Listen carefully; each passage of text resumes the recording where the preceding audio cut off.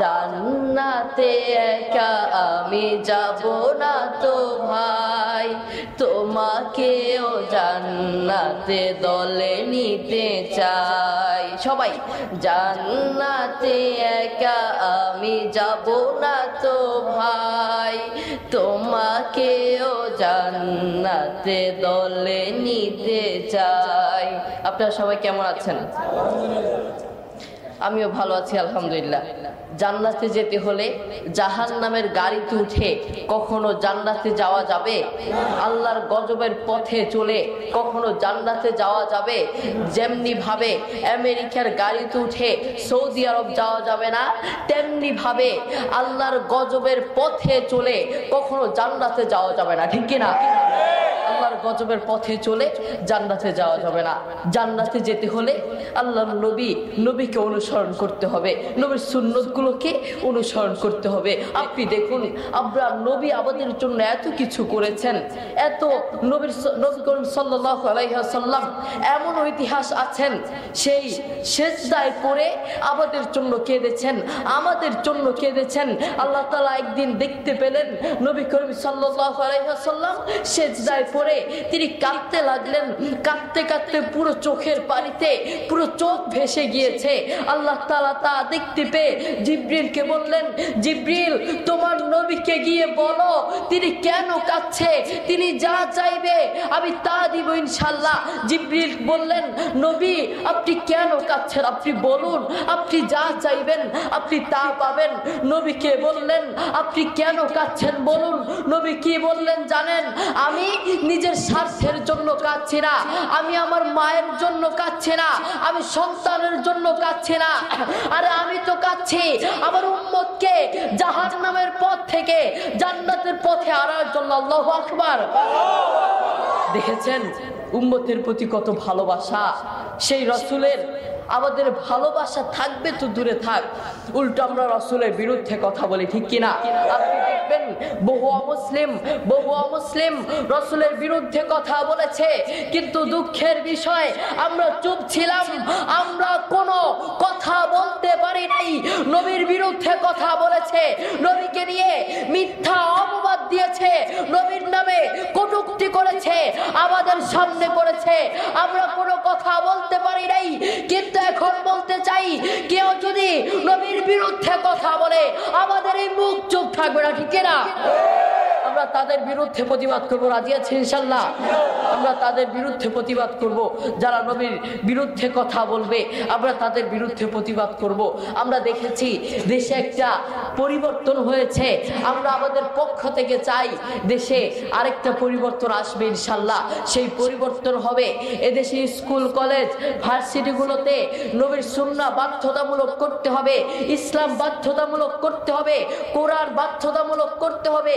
তাহলে সেই school college থেকে এমপি বের হবে তো ইসলাম পন্থী বের হবে, সেই স্কুল কলেজ থেকে প্রাইম মিনিস্টার বের হবে তো নবীর সুন্নাহ অনুযায়ী সুন্নাহওয়ালা বের হবে, কোরআনওয়ালা বের হবে, ইসলাম পন্থী বের হবে। সেই স্কুল কলেজ থেকে আর কোনো জালেম বের হবে না, ঠিক না? সেই স্কুল কলেজ থেকে আর কোনো জালেম বের হতে দেয়া যাবে না। আমরা দেখেছি দেশে একটা পরিবর্তন হয়েছে, কিন্তু দেশ থেকে এখনো জালেম যায় নাই।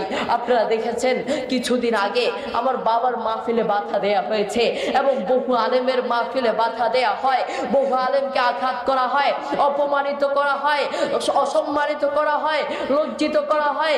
এই জন্য আমরা মুখ খুলে বলতে চাই, পরিষ্কার ভাষায় বলে দিতে চাই, যতদিন পর্যন্ত এদেশে ইসলামী রাষ্ট্র না গড়া হবে, কোরআন অনুযায়ী রাষ্ট্র না হবে, সুন্নাহ অনুযায়ী রাষ্ট্র না হবে, ততদিন পর্যন্ত জালেম আসতে থাকবে, ঠিক কিনা?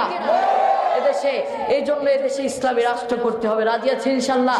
এদেশে নবীর সুন্নাহ অনুযায়ী রাষ্ট্র করব। আমরা দেখেছি, অনেকে মোবাইলে দেখেছি, আবার সরাসরি দেখেছি, আমরা দেখেছি ফেরাউনের লাশকে আল্লাহ অক্ষত রেখে দিয়েছেন, শুধুমাত্র আমাদেরকে শিক্ষা দেওয়ার জন্য আল্লাহ অক্ষত রেখে দিয়েছেন। জালেমদেরকে বলতে চাই, জালেমরা শুনে রেখো, তোমরা সেই ফেরাউন থেকে শিখে নাও, সেই ফেরাউন থেকে শিক্ষা গ্রহণ করো। যদি সেই ফেরাউন থেকে শিখতে না করো তাহলে ফেরাউনের মতো আল্লাহর গজবে পড়বে, ঠিক না? এই জন্য ফেরাউন থেকে শিক্ষা গ্রহণ করো। বলতে চাচ্ছিলাম আমরা নবীর সুন্নতগুলোকে সমাজে বেশি বেশি প্রচলিত করব। আমরা প্রতিটা সেকেন্ডে প্রতিটা ক্ষেত্রে নবীর সুন্নতগুলোকে আমরা বয়কট করেই যাচ্ছি। আপনি দেখবেন একটা ছোট্ট সন্তান নাক টিপ দিলে দুধ বের হয়, এমন সন্তান দেখবেন চুল রাখে মাথার চারপাশে নাই কিন্তু মাথার উপর দিয়ে অল্প একটু থাকে। আবার অনেক সন্তান বিভিন্ন অনুষ্ঠানে নাচ গান করে, বিভিন্ন অনুষ্ঠানে নাচ গান করে, শরীর নাড়িয়ে নাড়িয়ে নাচে। এই সন্তান এগুলো শিখতে পারে না, এই সন্তান মাসুম সন্তান এগুলো শিখতে পারে না। এই সন্তানকে শিখায় তার মা এবং বাবা।